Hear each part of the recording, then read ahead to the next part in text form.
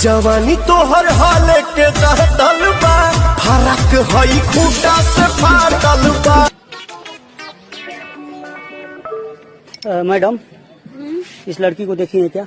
नहीं। ये जैसे मेरी गर्लफ्रेंड है, बात उतना ही होता है, लेकिन पार्क में घूमने आती थी, मुझे छोड़ दिए तो मैं सोचा कि आई होगी, देखी होंगी। देखिए ना। नहीं, मैं रोज नहीं आती हूँ। अच्छा, रोज नहीं आती। एक बात बोले मैडम, नाराज नहीं होंगी? नहीं।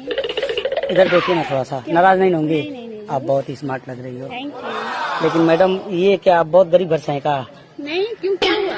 इतना छोटा कपड़ा पहनी है, इतना अरे छोटा। फैशन है कुछ भी। ये सब हाँ, इतना छोटा छोटा पहनना फैशन है आपका? फैशन है। समाज का माहौल नहीं खराब हो रहा है? तो मैडम क्या मतलब कुछ भी? एक बात बोलूं, अगर ये फैशन है तो रुकिए ना, मैं भी फैशन दिखा रहा हूँ। ये मैं पैंट खोल दे रहा हूँ और चलिए मैं आपके साथ घूम रहा हूँ। सुनिए ना मैडम, सुनिए ना, फैशन है भैया, देख लो।